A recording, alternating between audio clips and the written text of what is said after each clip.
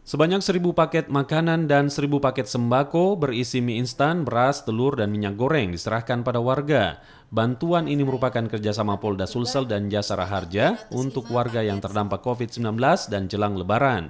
Untuk paket makanan, bantuan diserahkan dari dapur umum milik Polri di KS Tubun, Makobrimob Polda Sulawesi Selatan untuk disalurkan ke warga jelang buka puasa. Bantuan makanan dari dapur umum dilakukan tiap hari hingga akhir Ramadan dan akan ditambah untuk memenuhi kebutuhan warga di masa pandemi COVID-19.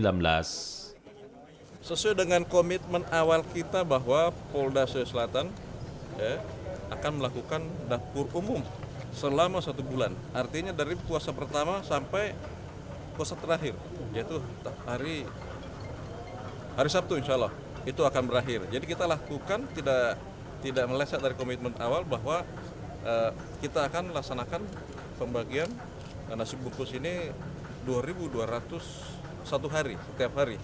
Nah, yaitu 1.200 itu menjelang buka puasa dan 1.000 bungkus adalah menjelang sahur. Nah, itu yang kita lakukan. Sumber dananya ada bantuan dari Jasara Harja, ada donasi dari karyawan. Nah, dari donasi karyawan itu ada pengadaan sembako dan APD. Kalau sembako kita dengan Direktorat Lalu Lintas dengan Pak Dir kita akan sudah melakukan inventarisir terhadap korban terdampak, ya. Jadi kita akan berikan kepada masyarakat jadi korban terdampak.